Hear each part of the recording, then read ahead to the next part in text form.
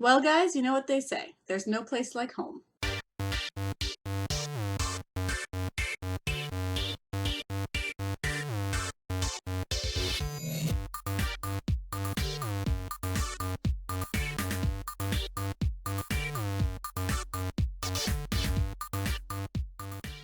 Hey word nerds, happy Saturday. I hope you all had a great week.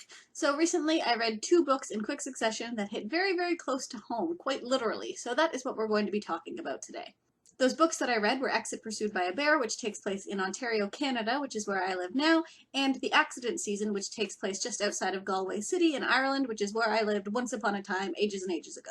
Reading those 2 books so close together really made me realize how rare it is for me to see places that I actually know in the books that I'm reading, because so many of them are set in the USA. Not that that's a bad thing at all, but now I'm actively on the hunt for books that are set somewhere other than America, just because I'm really appreciating how much a sense of setting can bring a book to life. So many of the books I've been reading lately have been set in towns that could essentially be anywhere, which isn't really a bad thing because then it makes it that much easier to imagine that the characters exist in a town that looks pretty much like the one you live in. But now I'm also pretty desperate to see these same types of YA contemporary stories that I love set in places that are a little bit different from what we're normally seeing.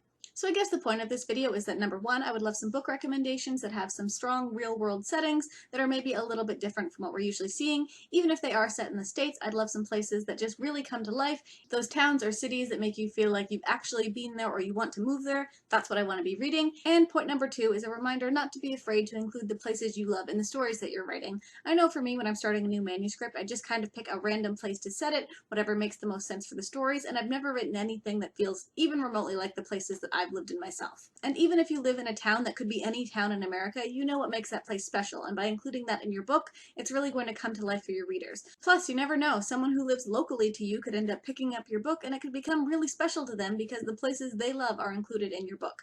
So wherever you live, don't be afraid to put bits and pieces of that into your story. That's it for me today, but don't forget to join us on Sunday, where we're talking about some of our favorite writing tips. I'm sure we're going to be covering a little bit of everything, and we'll absolutely be taking questions from you guys as well. So we'll be here at 7:30 Eastern Standard Time. Can't wait to see you there.